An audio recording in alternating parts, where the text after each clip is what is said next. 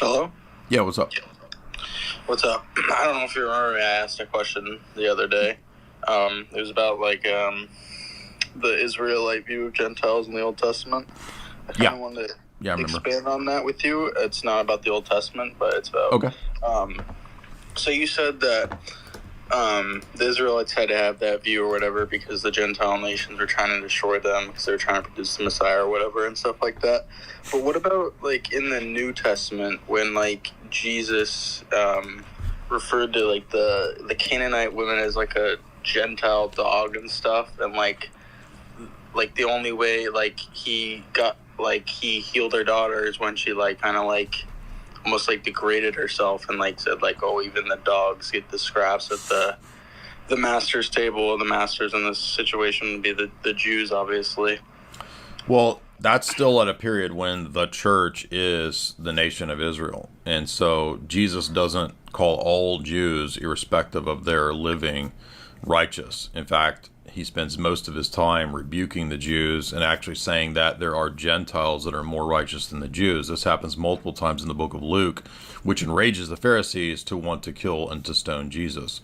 But it is still the case that the pagans are also filthy pagans. So Jesus says that the Pharisees, who are self-righteous, are actually worse than the pagans and the sinners and the degenerates. But he spends his time not trying to convert Pharisees, but trying to convert people like that. So it is still the case that she is an unclean pagan person, but by her repentance and her faith and her recognition of her unclean status, morally speaking, that's when she's saved. But this is still what's called the intertestamental period. In other words, it's still the transition phase. So the end of that covenant doesn't occur until Jesus dies, descends into Hades, and then is resurrected and ascends. And then it's not even until the destruction of the temple in 70 AD, which Jesus predicts in Luke 21 and Matthew 24, that you have the complete finality of the Old Covenant. After that transition period from the time of Christ's birth until 70 AD, there's going to be an overlap to where, for example, Paul in one situation decides that it's advantageous to circumcise Timothy just so he won't have to deal with opposition from the Jews. And at the same time, they're still pushing at the Council of Jerusalem in Acts 15 that it's no longer necessary to circumcise Gentiles. So that's what's called the transition period. But after that period, if you look at Revelations 1, 2, and 3, Jesus makes it very clear that rabbinic flesh Jews are no longer the real Jews. The church is the spiritual Israel, Galatians 6:16. It's what's given all the promises of Deuteronomy. If you look at the way that Jesus in Deuteronomy talks to the Israelites and he says that there's blessings and cursings, those same blessings and cursings are applied in Revelation 1, 2, and 3 to the 7 churches of Asia Minor. He says, if you do this, you'll be blessed, you'll overcome, you'll sit with me, judging the world, etc. If you fail, then you are subject to the curses, just like all the nations are. So in other words, it's a both and not a neither or. Don't you think, I know this is kind of different, but it's still similar, when you guys call yourself, the new Israel, the true, this true Jews, that kind of sounds like the black Hebrew Israelites, you know what I mean? I don't know. Well, there's a big difference there. One of them actually fulfills the prophecies of the Old Testament of the Gentile nations coming into the church and becoming the priests, as Isaiah says, and as the entire New Testament says multiple times over, versus a racial ideology that has nothing to do with the Old Testament or the New Testament that was invented by a bunch of black cult leaders about 60 years ago. I mean, the Old Testament is kind of a racial ethno book. Again, you don't really, I'm not trying to be rude to you, but you have no idea about these topics because there's dozens of prophecies in the Old Testament about the Gentiles coming into the church or the covenant, which conflicts with the rabbinical interpretation. So you have an assumption that the Old Testament is what rabbinical orthodoxy says it is, and not what Orthodox Christianity says. I know you guys have a different interpretation and stuff. No. It's not an interpretation. It is, but it's the Christian reading of the text versus the rabbinic reading of the text. So you're basically just telling me that the rabbis are correct? No, but I mean, you understand, that like the way like the modern Jews think, and like you always see like the Orthodox, like, and just people online always talking about like the Talmud and stuff like that, like the way they think and like the way they behave. They who? Jews.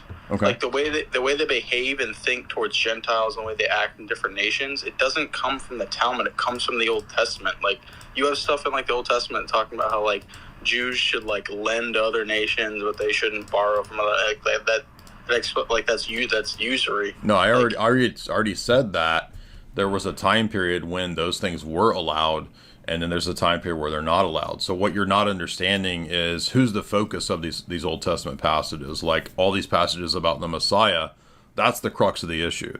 So if the Jews are right and there is no Messiah that's come, then they can still be reading their Talmud and their Torah the way they read it.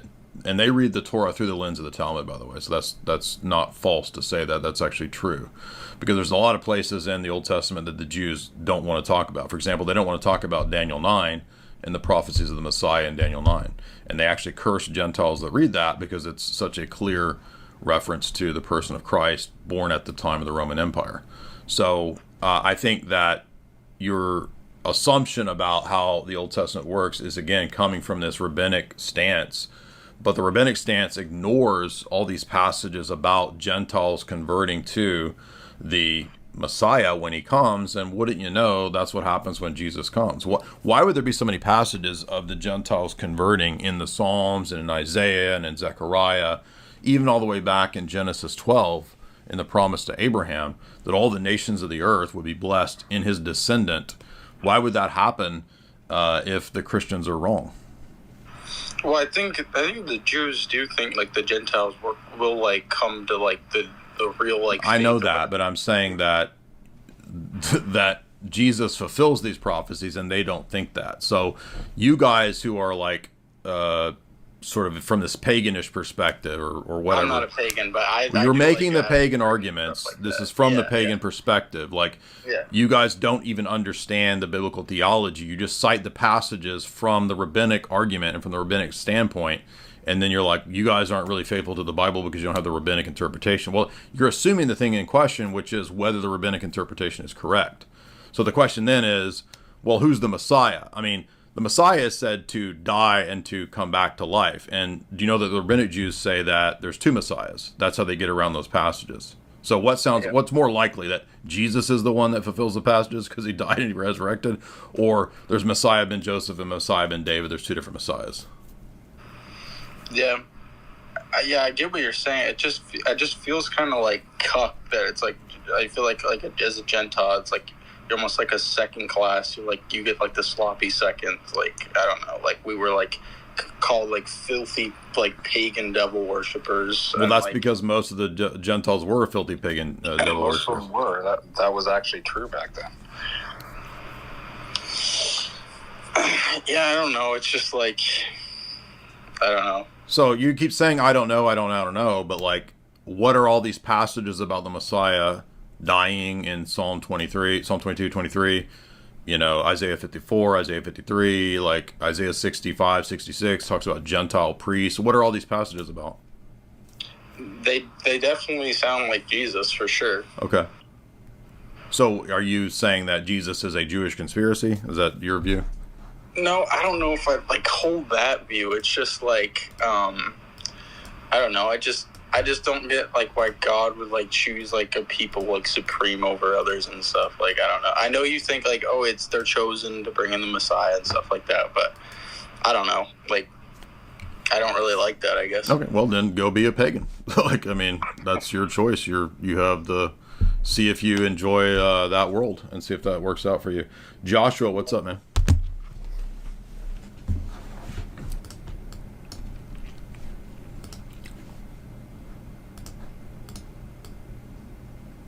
Joshua, unmute. That's such a Father Russell kind of way of dealing with, like, when people bringing objections. He's like, oh, okay, maybe orthodoxy isn't for you. Well, I mean, it's like, basically, the argument is, I don't like that, that's not what I want. Like, well, then this is not for you. And, no, I mean, the New Testament is very clear that there is neither Jew nor Gentile. So all of these arguments are hinged on what was allowed and what God condescended to let Jews do for survival and for the protection of the production of the Messiah. And now that the Messiah has come, it's like, well, but I don't like that he did all that back then. It's like, well, okay. Well, I mean, obviously, God, the second person of the Trinity, becomes incarnate. He obviously has to be of a particular ethnicity and stuff. So it's like, well, I don't like the region he came from. Like, how is that? I mean, the other thing I noticed about them too, they take their criticism of modern Talmudic rabbinical Judaism, just like you saw with this guy, and they read it and go, well, the ancient Hebrews must have been the same. So whatever problems people have with Talmudic Jews, they just assume what Jews are today must have been exactly the way they were back then with the ancient Hebrews.